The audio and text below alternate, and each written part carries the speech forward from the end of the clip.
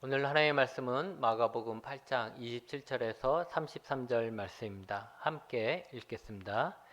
예수와 제자들이 빌립보 가이사랴 여러 마을로 나아가실새 길에서 제자들에게 물어 이르시되 사람들이 나를 누구라고 하느냐.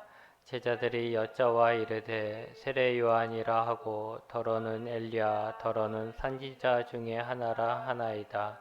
또 물으시되 너희는 나를 누구라 하느냐. 베드로가 대답하여 이르되 주는 그리스도 신이다 하매 이에 자기의 일을 아무에게도 말하지 말라 경고하시고 인자가 많은 고난을 받고 장로들과 대제사장들과 서기관들에게 버림받아 죽임을 당하고 사흘 만에 살아나야 할 것을 비로소 그들에게 가르치시되 드러내놓고 이 말씀을 하시니 베드로가 예수를 붙들고 항변하매 예수께서 돌이키사 제자들을 보시며 베드로를 꾸짖어 이르시되 사탄아 내 뒤로 물러가라. 네가 하나님의 일을 생각하지 아니하고 도리어 사람의 일을 생각하는도다 하시고. 아멘. 동상이몽이라는 말이 있습니다. 같이 자면서도 꾸는 꿈이 서로 다르다는 뜻인데 같이 있으면서도 같이 동거동락하면서도 서로 생각이 다른 것을 말하는 것입니다. 여러분들도 다른 이런 경험이 있을 것입니다. 내 가장 친한 친구가 아니면 가족이 내가 믿었던 사람이 나와 함께한 사람이 나와 같은 생각을 할 줄 알았는데 나와 다른 생각을 하는 것을 보고 놀라거나 심지어는 배신을 당했다라고 생각한 적이 있을 것입니다. 내 편을 들어줄 줄 알았는데 다른 사람의 편을 들어주거나 내 생각이 너무나도 당연하다고 생각했는데 내 생각을 따라주지 않다거나 이런 경험들이 다들 있을 것입니다. 오늘 말씀이 바로 어쩌면 제자들과 예수님의 동상이몽을 보여주고 있습니다. 특히 제자들이 예수님에게 크게 실망한 첫 번째 이야기일 것입니다.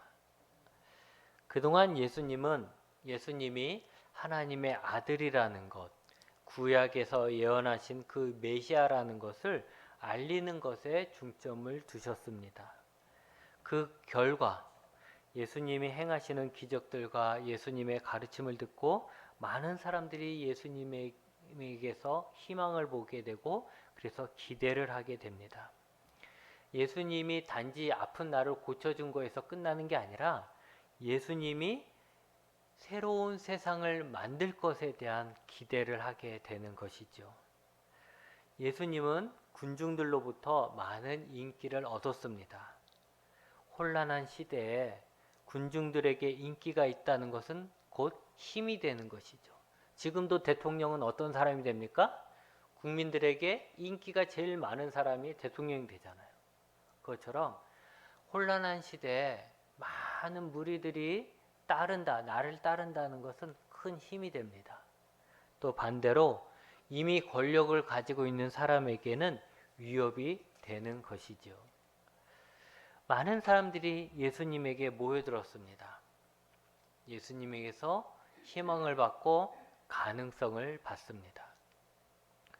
그런 상황 가운데에서 이제 오늘 말씀을 이제 이야기하면 예수님은 이스라엘의 북쪽 끝이라고 할 수 있는 빌립보 가이사랴라는 곳에 제자들을 데리고 가십니다.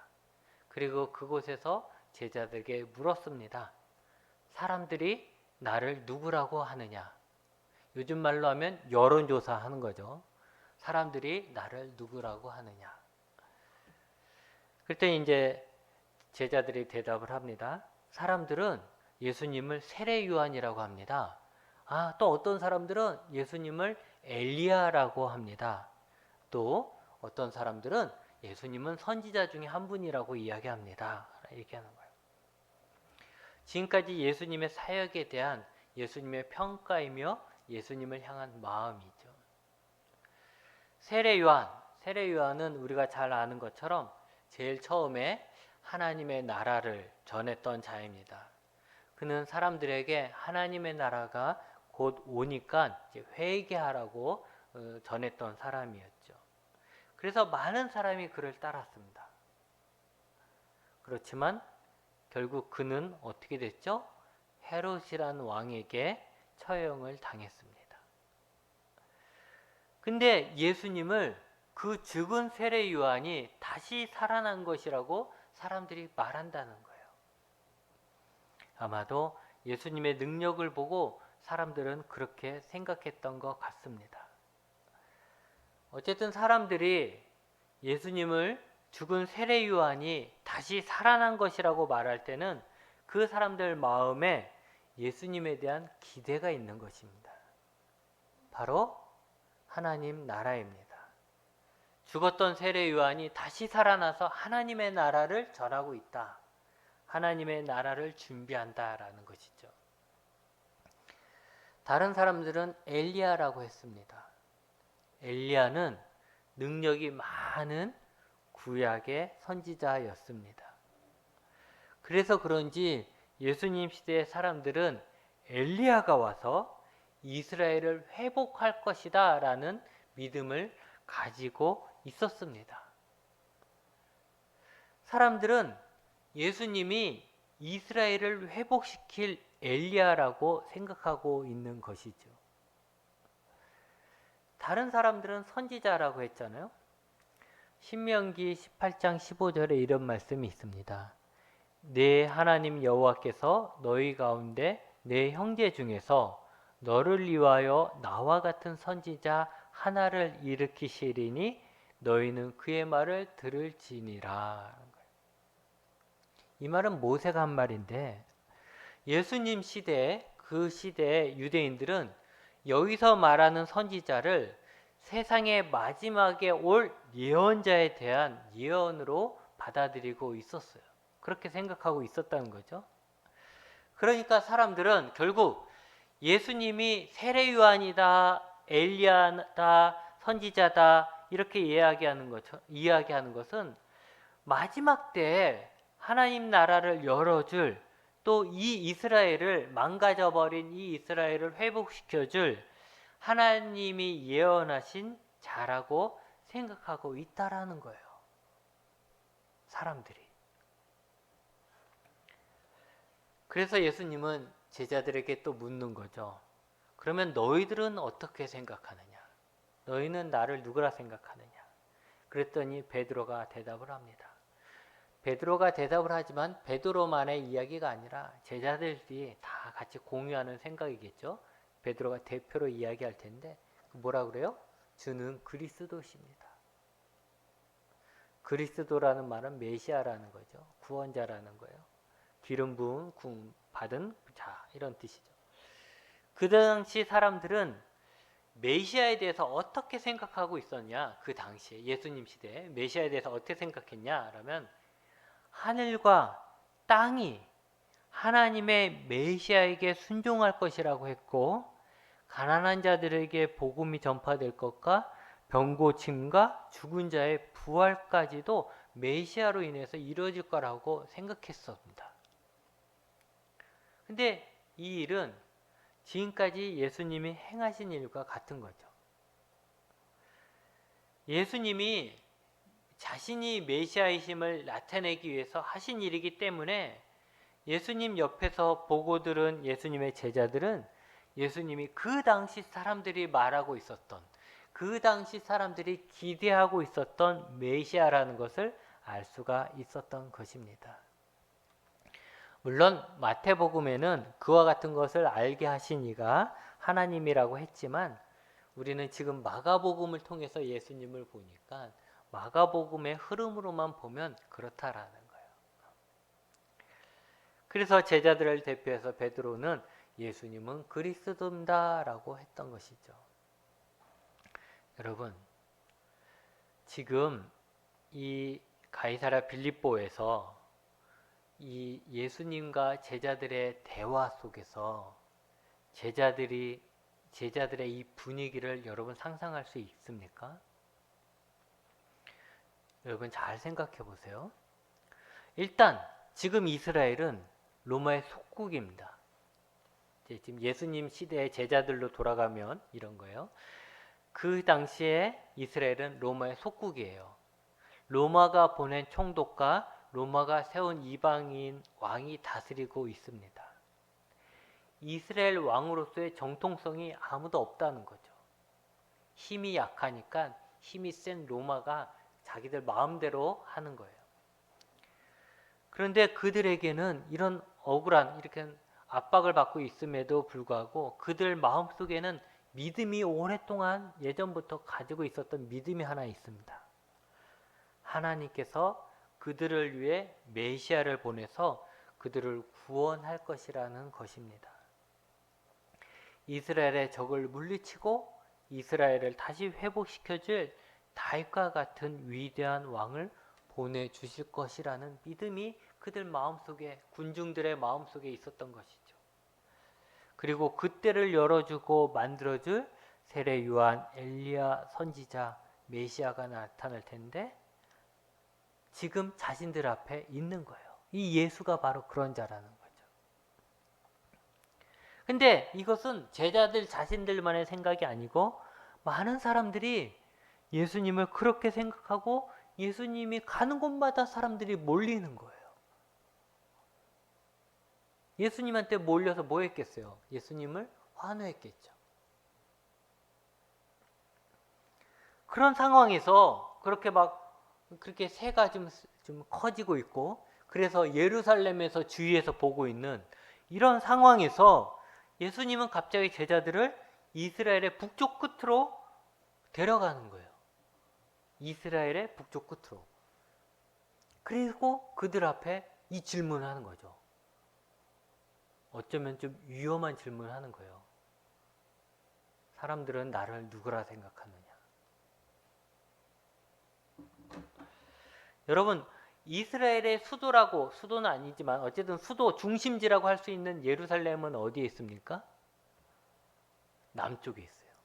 갈릴리는 북쪽에 있어요. 그리고 지금 예수님이 데려가는 가이사랴 빌립보는 그 또 위에 있어요. 북쪽 끝에서 예루살렘이 있는 남쪽으로 내려간 그 길, 맨 위에서부터 제자들에게 물으신 거죠. 제자들이 당신은 우리가 기다리던 바로 메시아입니다. 당신은 메시아입니다. 당신은 그리스도입니다. 당신은 예수님이 하나님이 얘기했던 그분입니다. 라고 말할 때 그들의 심장은 어땠을까요? 제자들의 심장은 기대와 흥분으로 요동을 치고 있는 거예요.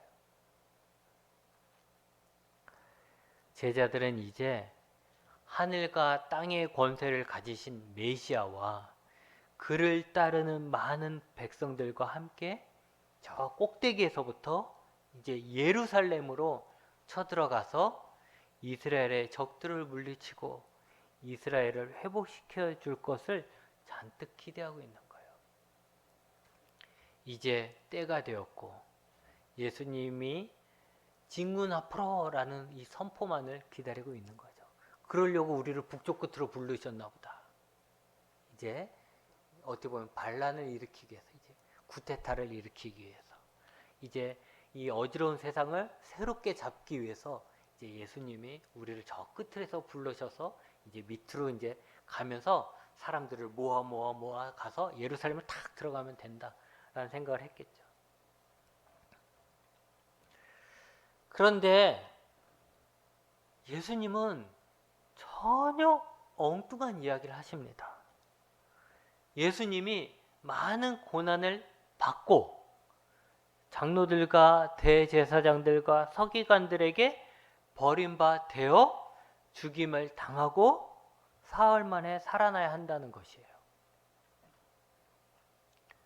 베드로는 하늘이 무너지는 것 같았겠죠. 그래서 32절에 예수님을 붙들고 항변합니다. 항변한다는 말은 뭐냐면 꾸짖다, 책망하다라는 말이에요. 예수님이 제자들을 꾸짖는데 이제는 반대로 베드로가 예수님을 붙들고서 꾸짖는 거예요. 어떤 사람들은 예수님이 받을 고난을 생각해서 베드로가 마음이 아파서 예수님 왜 예수님이 고난 당하셔야 합니까? 예수님을 위해서 그랬다라고 하는데 사실은 그게 아니죠. 동상이몽이었던 거예요. 자기가 생각했던 거와 예수님의 생각이 너무 달랐던 거죠.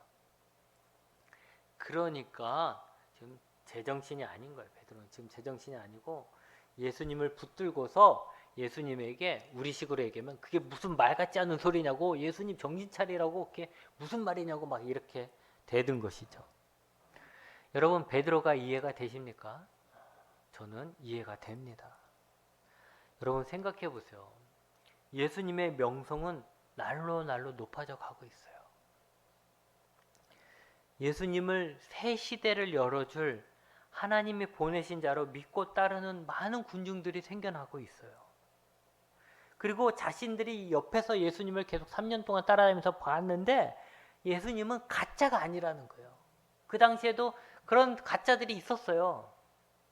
자기가 선지자라고 하나님 보냈다라고 해서 따라다니는 군중들을 만들려고 따라다니는 그런 가짜들이 있었어요. 그런데 자신들이 3년 동안 보았을 때는 예수님은 가짜가 아니라는 거예요. 진짜 메시아라는 거예요. 그리고 예수님도 자신도 그렇게 이야기했잖아요. 이제 메시아라고. 그렇기 때문에 이제 북쪽에서 시작해서 이제 사람들을 모아서 남쪽 예루살렘까지 가서 거기에 있는 타락한 제사장들과 장로들, 서기관들을 다 잡아 죽이고 이제 새 시대를 열어줄 거라 생각했는데 예수님은 반대로 그들에게 버려지고 죽임을 당한다는 거예요. 그들이 죽는 게 아니라 예수님이 죽는다라고 얘기하는 거예요, 지금. 반전도 이런 반전이 없는 것이죠. 그러니 다혈질인 베드로가 참을 수 있겠습니까? 저는 베드로를 이해하지만 예수님은 그런 베드로를 꾸짖습니다. 그러면서 뭐라 그러죠? 사탄아, 내 뒤로 물러가라고 하십니다. 여기서 베드로가 사탄이 되었다, 사탄이 베드로의 옷을 입었다, 뭐 이런 것이 아니라 그가 지금 하고 있는 생각들이, 그가 지금 하고 있는 그 말들이 대적하는 자의 생각이라는 거예요. 사탄은 대적자라는 뜻도 있어요. 그러면서 예수님은 네가 하나님의 일을 생각하지 아니하고 도리어 사람의 일을 생각한다라고 책망을 하십니다.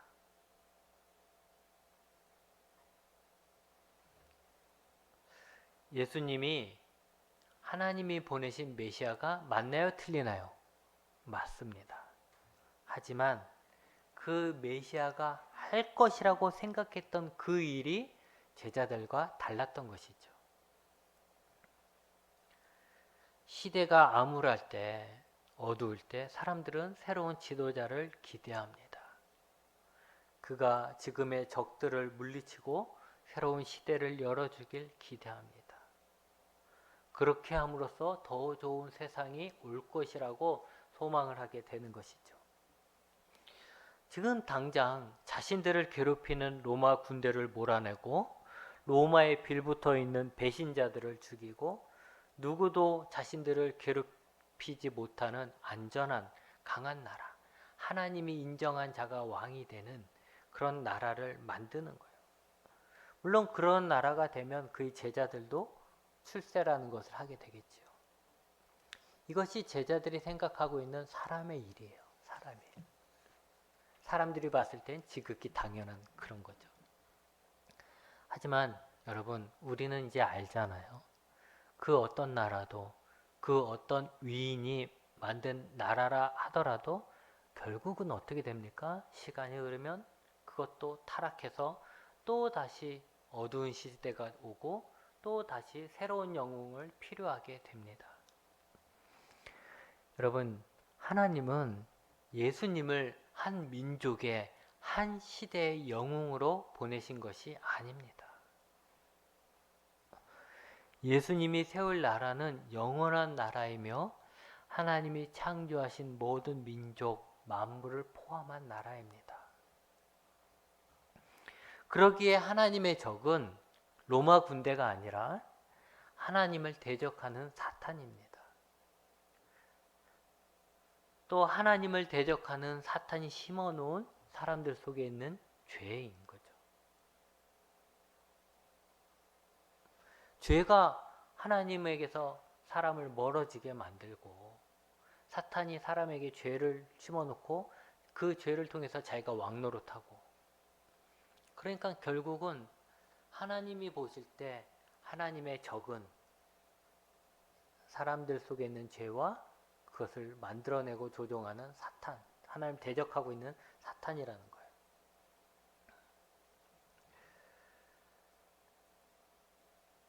우리는 하나님을 대적하는 사람만 보죠.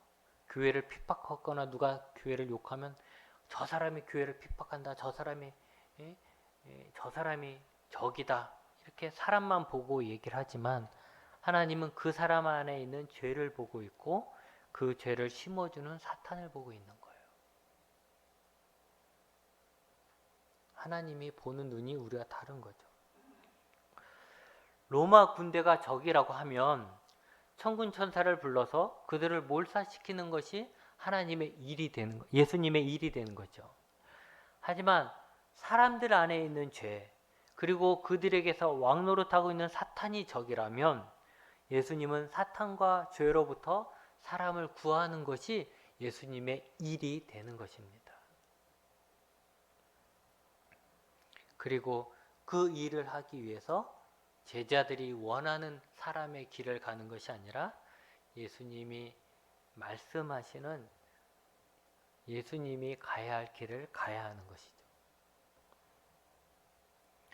여러분, 우리는 오늘 말씀 속에서 또 한 번 예수님에게 혼나는 제자들을 보게 됩니다. 지난주에 예수님이 아직도 깨닫지 못하느냐라는 책망을 하셨는데 제자들은 그래서 그 책망을 들었는데, 오늘은 제자들이 깨닫지 못하는 것을 넘어서 예수님에게 실망해가지고 예수님을 대적하는 것을 보게 되는 거예요. 대적.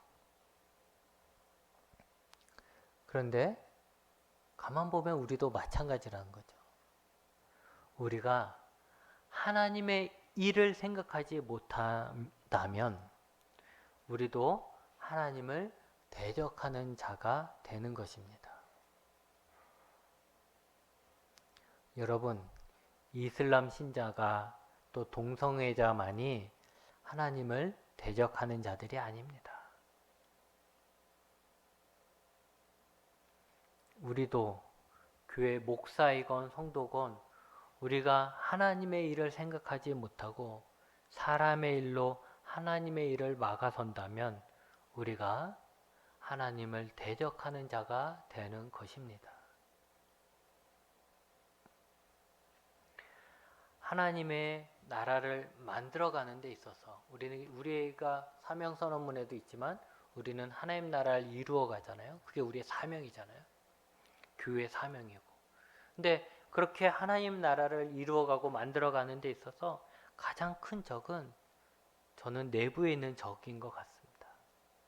동성애자가 교회 이슬람 신자가 차별금지법이 이것이 교회를 핍박하고 교회를 무너뜨리고 하나님 나라를 막아서는 가장 큰 적이 아니라는 거예요. 사실은 사람들은 그것만 보는데, 근데 더 큰 문제는 뭡니까?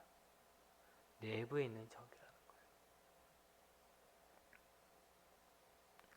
외부의 적은 적이라는 것을 알기 때문에 조심하고 미리 선을 긋지만 같은 편이라고 생각했는데 하나님을 대적하는 사탄의 짓을 하면 그 여파는 얼마나 더 크겠습니까?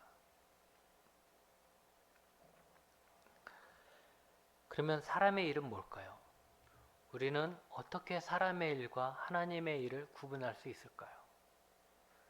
아주 쉽게 얘기하면 사람의 일이라는 것은 내가 좋은 거, 내가 하고 싶은 거, 내가 생각하고 있는 거, 그게 사람의 일이고, 하나님의 일은 하나님이 좋은 거, 하나님이 하고 싶은 거, 하나님의 생각이라는 거죠.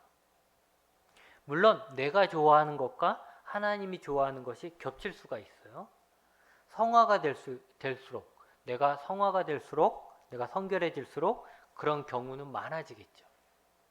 하지만 간단히 생각하면 우리가 생각할 수 있는 것은 예수님의 제자라면, 예수님을 믿는 자라면 우리는 내가 좋은 거, 내가 하고 싶은 거, 내가 생각하는 것이 아니라, 나에게 이득이 될 것을 생각하는 것이 아니라 하나님이 좋은 거, 하나님이 하고 싶은 거, 하나님의 뜻, 하나님에게 이득이 되는 것을 먼저 생각해야 되고 우선이 되어야 한다라는 거예요. 그런데 그게 가능할까요? 그것이 바로 주인을 바꾸는 겁니다. 주인을 바꾸면 가능하게 된다라는 거죠. 나의 주인이 나라면 나는 나를 위해서 내가 하고 싶은 거, 나를 위해 생각하게, 나를 먼저 생각하게 될 것입니다. 그건 당연한 거죠. 그러나 나의 주인이 내가 아니라 예수님으로 바뀌면 주인인 예수님을 먼저 생각하게 되는 것이고, 나의 뜻과 예수님의 뜻이 서로 다르면 나의 뜻보다는 주인 대신 예수님의 뜻이 항상 우선이 되는 것입니다. 그렇게 살아가는 거예요. 주인을 바꿔 살아가는 거예요. 우리나라가 100년 전에는 남한이나 북한이나 다 똑같았잖아요. 그죠? 오히려 그 예전에는 북한이 훨씬 더 잘 살았다고 그러네요. 그러나 지금은 어때요? 너무 다르죠. 근데 그 이유가 뭡니까? 사람들이 달라서 그래요? 사람들의 기질이 달라서? 풍토가 달라서? 왜 다르죠? 누가 다스리냐의 차이라는 거죠. 누가 다스리냐. 나의 주인이 하나님이 되면 나도 모르는 사이 자연스럽게 하나님의 일을 먼저 생각하게 될 것입니다. 주인이 바뀌었으니까. 근데 여러분, 사람의 일을 생각하는 것보다 더 나쁜 것이 있습니다. 그것은 사람의 일을 마치 하나님의 일인 것처럼 포장하는 것입니다. 그건 아주 큰 죄입니다. 역사적으로 보면 권력을 가진 자들이 자신들을 위해서 하나님의 이름으로 악한 일을 한 경우가 넘쳐납니다. 근데 참 안타까운 것은 하나님의 이름으로 행하는 악은 죄책감도 없는지 더 악랄하다는 거죠. 그러니까 하나님의 이름으로 더 악랄한 짓을 하는 거예요. 각종 종교전쟁, 세계사를 보면 종교전쟁, 또 우리가 가끔 나오는 마녀사냥, 사람을 마녀라고 해가지고 그 사람을 되게 고문하고 끔찍하게 고문하고 그 화형해서 죽이고 이런 짓을 하잖아요. 맹전신에 그게 가능하겠어요? 하나님을 위해서 한다라고 하니까 그렇게 하는 거죠. 또 뭐 아프리카 아니면 저기 아메리카 원주민들에게 했던 짓들 보면 다 하나님의 이름으로 악한 짓을 한 거예요. 근데 정말 그게 하나님을 위해서 한 거냐? 아니죠. 마녀 사냥 같은 것도 그냥 마녀를 잡아들여라 라고 했으면 사람들이 그렇게 했겠어요? 안 하죠. 마녀를 잡아들이고 신고해서 잡아들이면 그 마녀가 가지고 있는 재물들도 다 뺏는 거예요. 악하죠. 자기 배를 채우기 위해서 하나님의 이름을 팔아가지고 자기를 위한 일을 하나님을 위해서 한다라고 거짓 포장을 해가지고 악을 행했던 것입니다. 그런데 여러분, 과거만이 아니라는 거예요. 과거만이 아니라고요. 지금도 많은 사람들이 하나님의 이름을 팔아서 자신들의 욕심과 욕망을 채우고 있습니다. 종종 인터넷에 올라오는 목사가 성도들에게 저질렀다고 하는 죄들이 하나같이 하나님의 이름을 팔아서 한 것들 아니겠습니까? 목사가 하나님이 그렇게 하라고 했다. 그게 하나님을 위한 일이다. 이렇게 막 협박적으로 얘기하고 말도 안 되게 이렇게 그렇게 강압적으로 얘기하니까 사람들은 하나님이 원하신다면 이런 생각으로 다 끌려가는 거죠. 아주 악하다는 거죠. 아까 이야기했던 것처럼 동성애자, 뭐 이슬람자, 물론 그들 위험한 자들이죠. 당연하죠.